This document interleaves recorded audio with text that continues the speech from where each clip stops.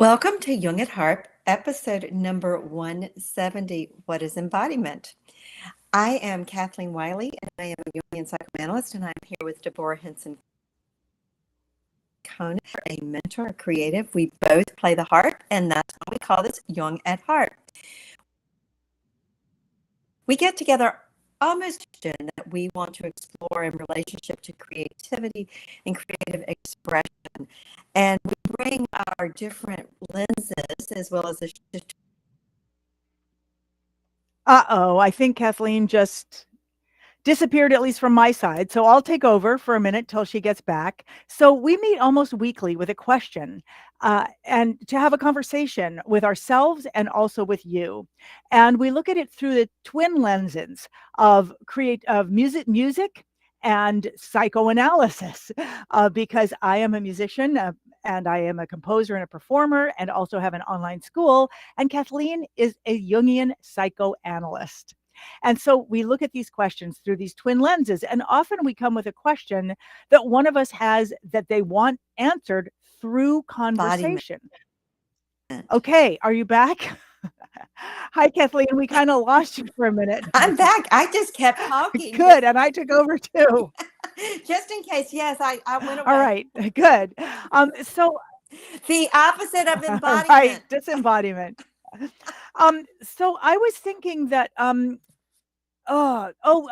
was just talking about our conversation and our conversation also with people who are listening, and how we chose this platform because we can reach many different social media outlets, and in many of them, your comments can come into this conversation, and we love it when they do, because we're having conversations for discovery.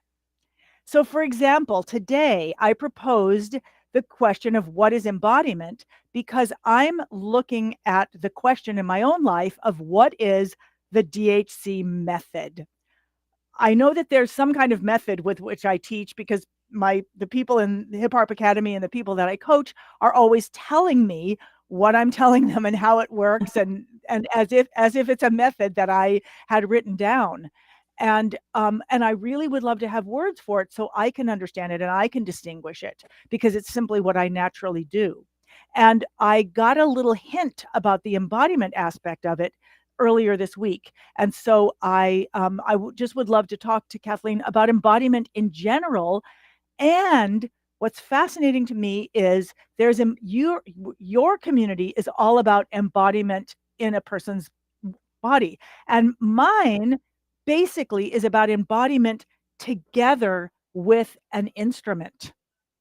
So I have there's a real connection there that I think you may have words and ideas for that I'm still discovering. So would you like to say anything about that? I don't know if we can hear you. That's the only thing. But give it a try. And I'm pulling up the chat. If you all can't hear Kathleen, go ahead and jump in. I did hear you say, hear me. Can you hear me now? Yeah, I can. And if, yeah. Okay. The internet gods are playing with, so, I have an online embodiment circle, and part of my passion about embodiment is it actually means bringing spirit or essence into form, a tangible and visible form. So to embody something means to bring it into a tangible or visible form. So I can imagine in my mind's eye playing, want to learn, or a tune that I'm hearing that I want to express on the harp. But until I actually sit down at the harp and allow that to enter into my cellular being, my muscles, my fingers, it doesn't get embodied. So embodiment means demonstrating, manifesting, exhibiting in a way that is tangible. There's a visible form. And what we have to embody first, if we're going to embody our music at the harp, or we're going to embody a tune that's a traditional tune or someone, is we have to be in our own body. We have to, and that sounds simple because our body goes where, But the average person is walking around very disassociated, unaware of what's going on in their body. And the tendency is to not listen to your body until it's screaming at you with pain or some physical symptom or some illness.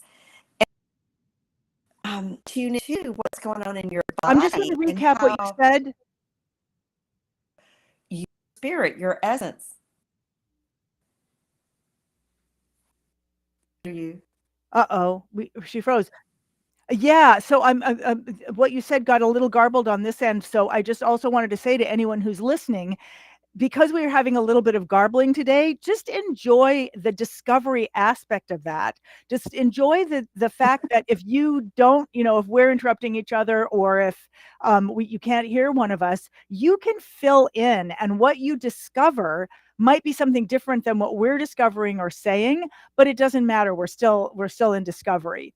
So what I think I'm hearing you say, Kathleen, is embodiment is something that brings into physical form, or which means something people could see, they could hear, they could feel. And as you were speaking, I was thinking of something that happened in the academy, that happened in Hip Harp Academy this weekend. Actually, it was just yesterday, in the office hours, where and it happened to me as well. I wanted to show somebody how to be practicing the blues. And practicing the blues is really different because it's a different kind of form. And in other words, it's not about how many notes you can play and how fast and the order. And it's about embodying it and having a groove. And so I was speaking to this person, and I said, you really want to, like, maybe even loop. So you've got this, and you're going, or whatever you find it's like you get something, and you do it over and over again until you have the feeling of it. And one of the beautiful things about the harp is that it keeps ringing with that harmony, so you can actually do that. And as I said, so do this, because she was kind of struggling in between the old classical style, which is learn a bunch of notes, put them together, and then try to make it sound musical. And that's just not how blues works. And she said, well, look, if I was going to do what you're talking about, I would probably be moving so much, I hardly would be playing at all. And I was like, yes, that's it. That's the thing.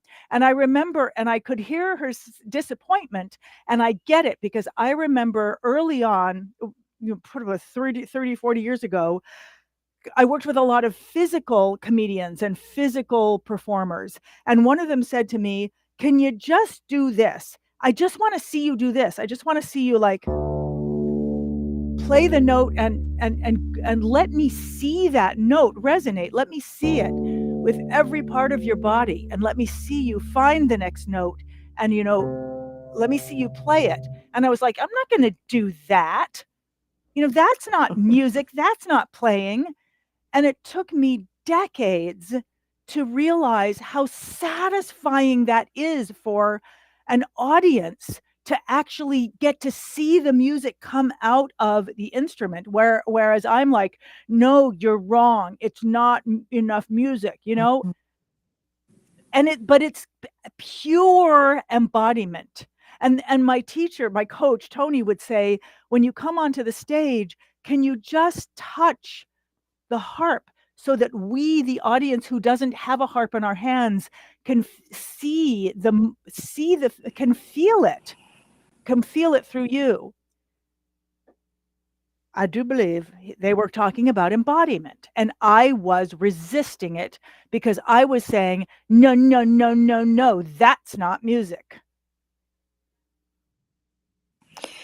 Well, I think we can resist embodiment for a lot of reasons. I think that for one of the words that you used that I think is important when we talk about embodiment is you use the word feeling. And, feeling has many different meanings and Jung psychological types.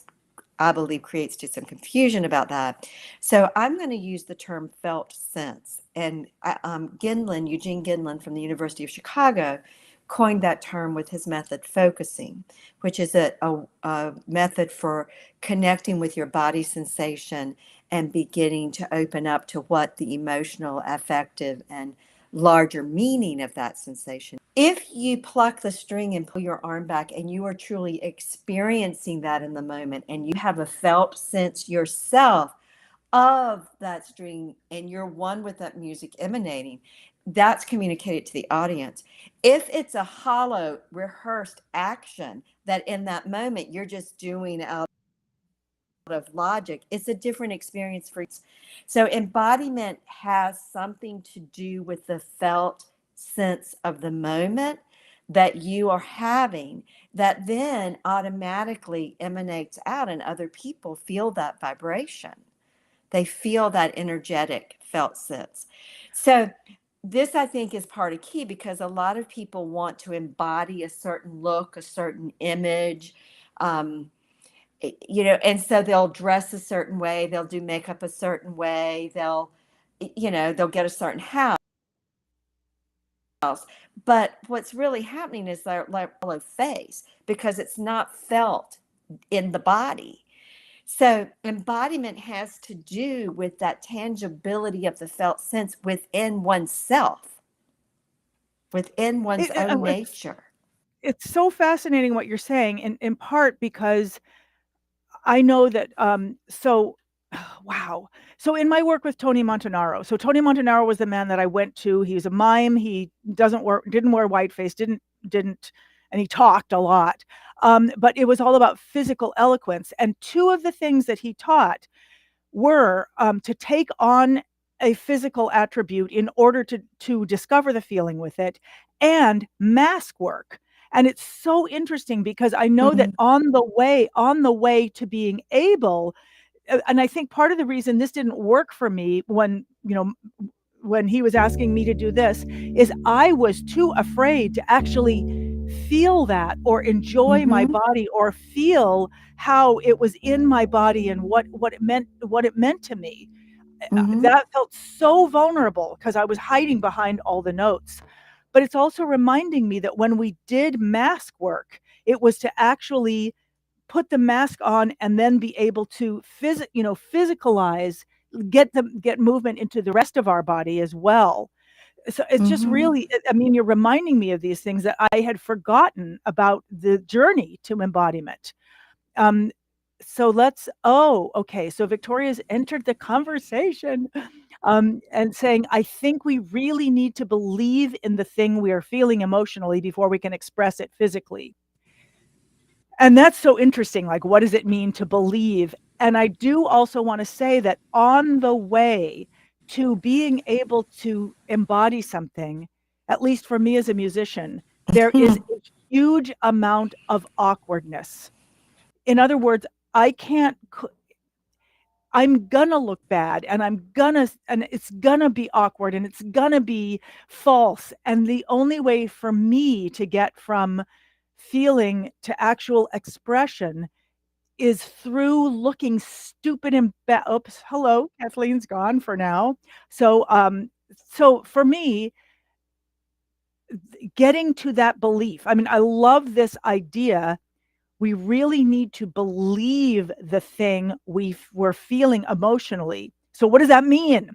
And I'm just going to say what Tony said once. I remember I might have said something exactly like that. And I remember him saying, I can believe anything. I can believe he was a master of this. Oh, good. I think Kathleen's back. Anyway, I'll let her back on. Hi, Kathleen. No, she's wait a minute. Okay, she was on. She's off. Okay, now you're on. So I was talking about what Tony had to say about this belief. We really need to believe the thing we're feeling emotionally. And he was talking, I had brought this up at a session once, and he I remember him standing in front of me and saying, I can believe anything. I can believe I'm a, and he's this spurted off all these different things. And then he proceeded to be two of those things and to have a conversation in which he was arguing. Now his skill was literally embodying, because he was a mime. But the question I would love to explore here, and was in what Victoria said, is we really need to believe the thing we're feeling emotionally. So what does it mean to believe it? How do we get to that belief? And then how do we get that from that belief to embodying that belief? I love how I can ask Kathleen these things that are like impossible. Kathleen, how do we become an encephalopathed? Well, so I want to offer the other perspective that would be the other, if we're looking at what Victoria, you're saying about we need to believe it first. Dion Fortune was a psychologist and a cultural. She was a contemporary of Jung, and she founded the Society for Inner Light and raising consciousness for people. And her definition of faith, and I'm going to this because I believe we'll connect in a minute. She's faith is the result of a super. We missed it. Wait, Kathleen, go back. Faith is the result of a.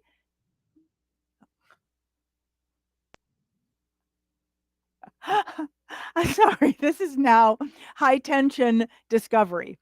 Faith is the result of a. Just meaning transcendent experience. I think we missed it. So it was a cliffhanger. It was an existential cliffhanger. Faith is the result of a supra something or another. Oh no. Okay, so we're Kathleen. Back. You're kind of sort of back. It's not truly working.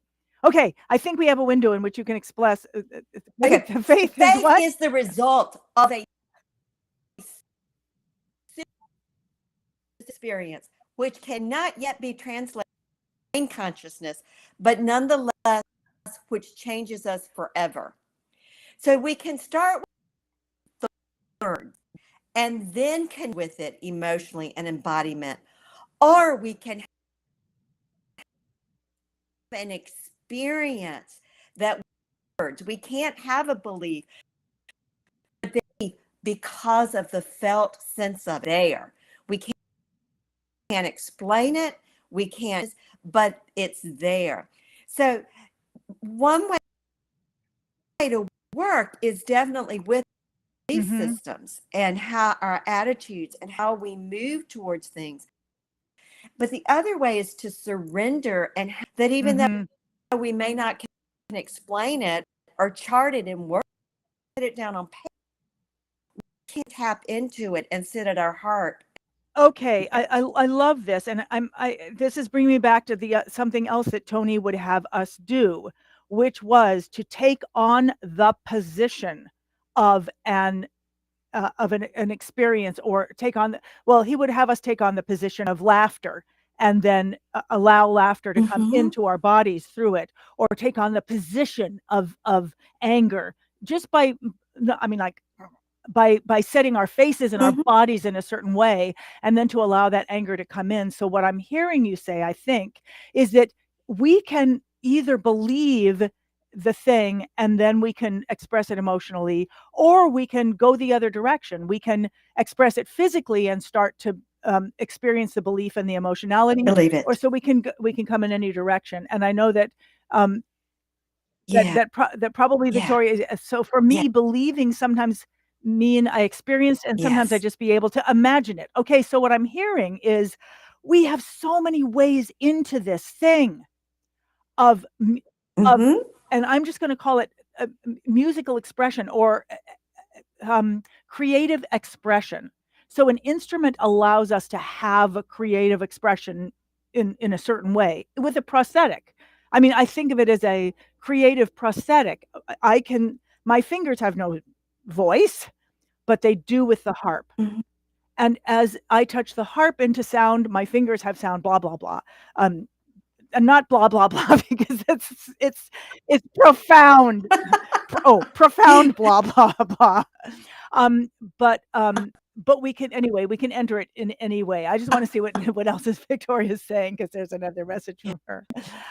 And learning to be able to imagine something is a precious skill because it opens up the possibility to explore and turn imagination into experience. Okay, so I really want to speak to that because because Kathleen's frozen again, and okay, so I want to speak to this of what learning to be able to imagine.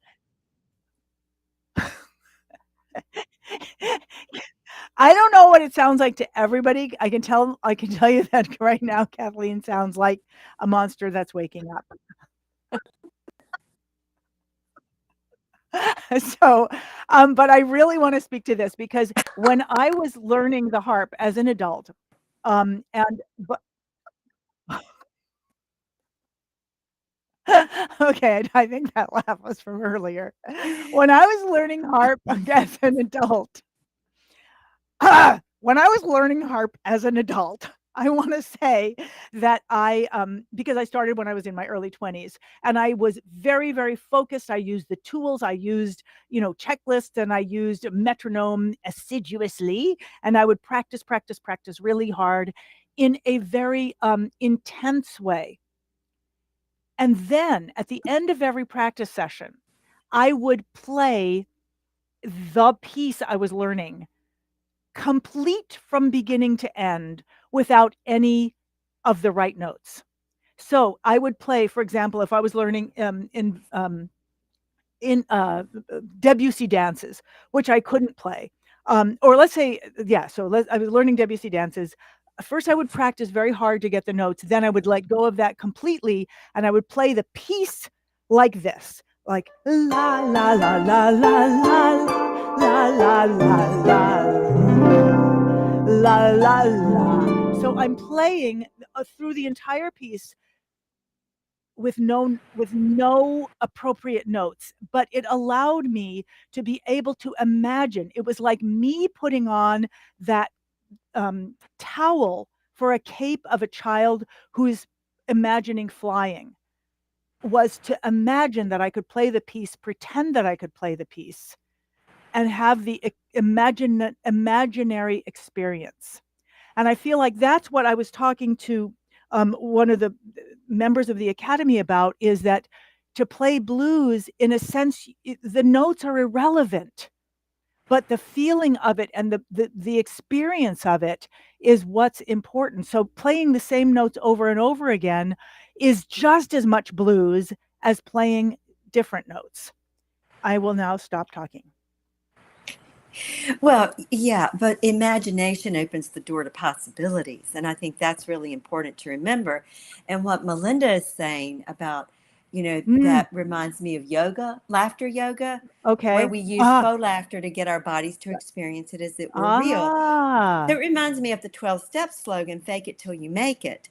That there is a way that if we use our imagination to act as if, then it can evoke that internal experience.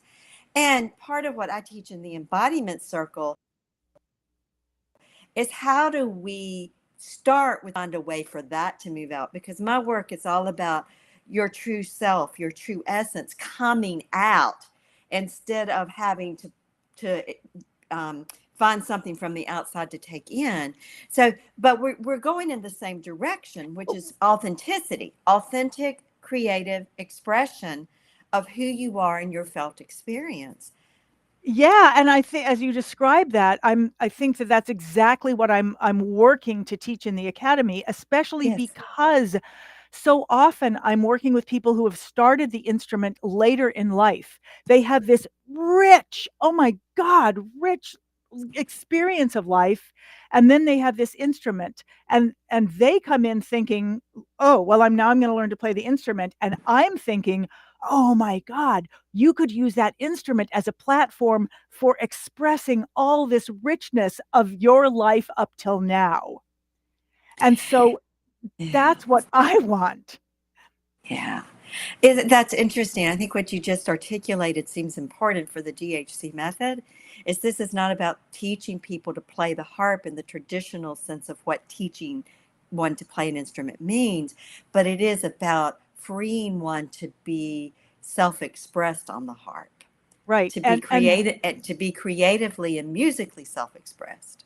And to Yeah. allow it to be that tool that adds music to life.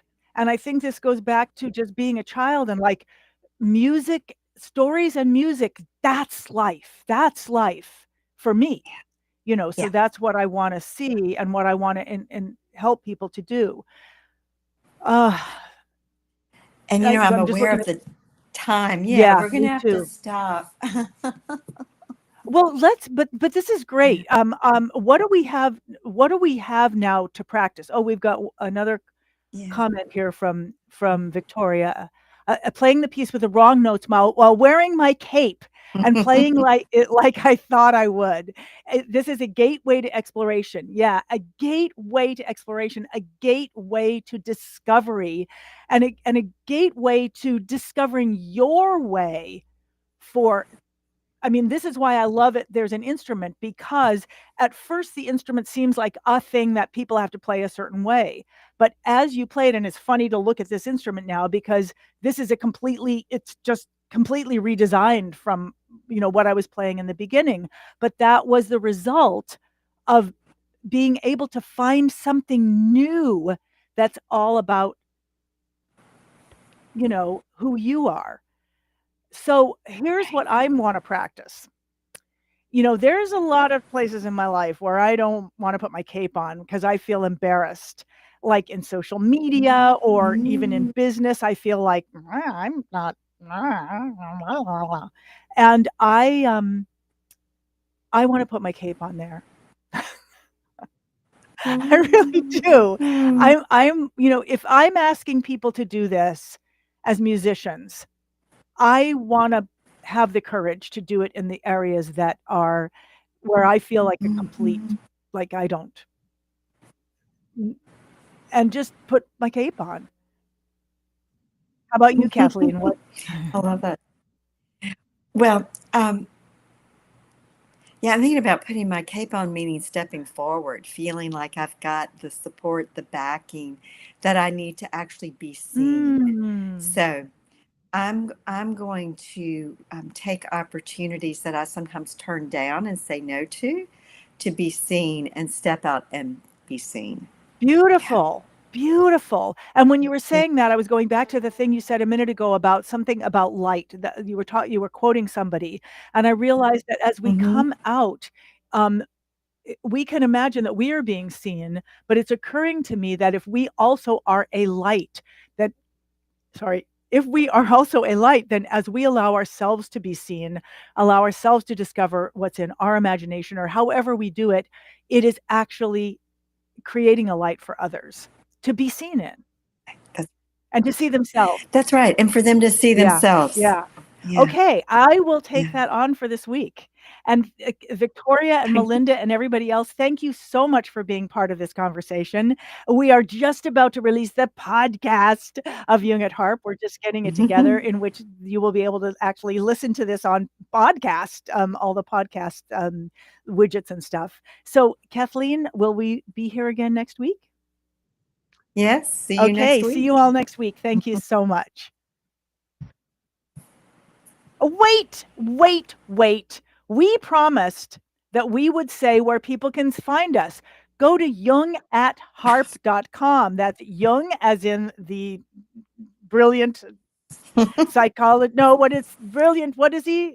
What was he, Kathleen? Yes, the Psychoanalyst. brilliant Jung as in the brilliant psychoanalyst, Harp as in the instrument. Jungatharp.com. And see you again next week.